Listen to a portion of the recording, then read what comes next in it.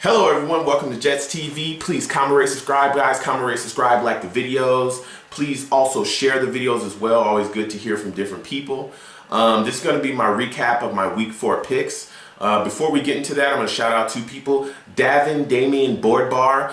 He's a guy that does Jets reviews as well. Big time Jets fan. Has a lot of good content on his channel. So please check his channels out. I'm going to put his links in the more info box below. Another person I want to shout out is Salty Sakib. Went back and forth with him in the comments about, you know, just the Jets and how we're doing and our front office moves and just a lot of different stuff. And it's always awesome to talk to a Jets fan that just is very knowledgeable about the team and knows what's going on. And so, you know, salutes to Salty as well.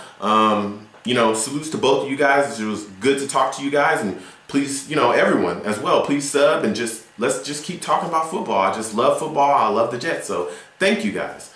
All right, so now we're going to get into my week 4 picks recap. First game I want to talk about, Dolphins Raiders. I chose the Raiders. The one time I go with the Raiders, I take a loss. Dolphins beat the Raiders 38-14. Again, this game went down in London, and I mean, the Raiders just weren't ready. That's just what I believe, honestly, in my heart.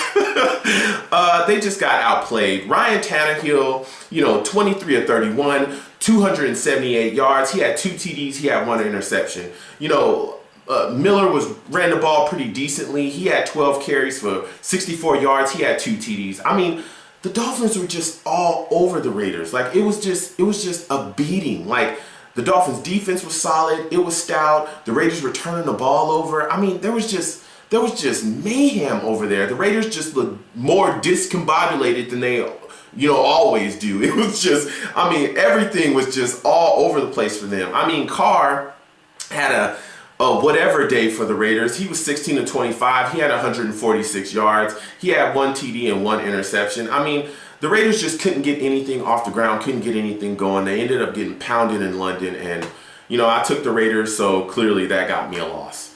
Next game I want to talk about, Saints-Cowboys. I said this was going to be a shootout.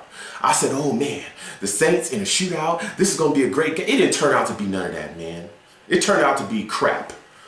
I took the Saints. That got me a loss. Saints ended up losing to the Cowboys 17-38. You know what? The Saints just looked so off in this game. It was ridiculous. I mean, Drew Brees just couldn't connect anything. It was just sputtering Saints offense, and the defense was just getting destroyed. I love the way that the Cowboys are playing football. I love it. This is what I've always said about the Cowboys. You got DeMarco Murray. You got a defensive. You have a good offensive line. Run the ball.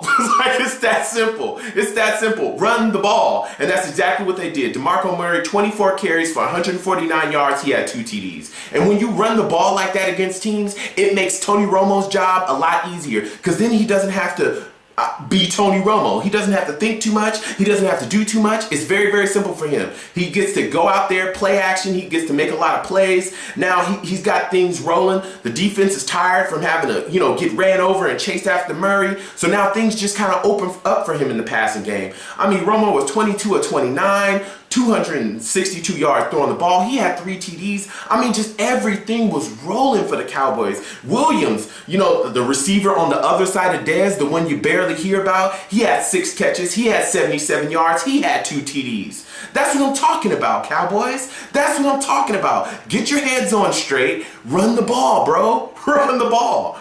As I said with the Saints, just couldn't get anything going. Drew Brees was 32-44. He had 340 yards, which a lot of those yards came kind of late in the second half. He also had 2 TDs. He had an interception. I mean, there wasn't much that they could get. Him and Jimmy Graham kind of connected, but didn't. Jimmy Graham only had 8 catches for 86 yards. He had 1 TD, which again was late. It was just a lot of stuff that the Saints just could not get going. The Cowboys defense was all over them. The Cowboys defense got an interception. It's just the Cowboys did everything they needed to do in this game, and they played smart, sound football. The Saints defense was getting wrecked. It was just a very good game by the Cowboys. Salutes to them. Salutes to Chili Willie as well, and all the Cowboys fans that watch me and subscribe and comment and are in my inbox constantly that want to talk about the Cowboys. You guys had a great week, so salute to you guys. I took the Saints. Again, that got me a loss. Last but not least, The Jets and the Detroit Lions game. Oh boy, was this a game. I took the Lions, and sadly that got me a win. The Lions beat the Jets 24-17. I was actually able to attend this game, and it was just a sad game to watch at the Meadowlands. Geno had a crap day, 17 out of 33, 200 yards throwing the ball. He had a TD, he had an interception. Chris Ivory had 17 rushes for 84 yards. It was all bad on the part of the Jets. I mean, Matt Stafford, 24-34, he had 2 TDs. Golden Tate was the guy that really killed us. 8 catches for 116 yards. Jeremy Ross, another one of their no-name receivers, he had 2 catches for 65 yards. He had a TD. I mean, it was just bad Jets everything.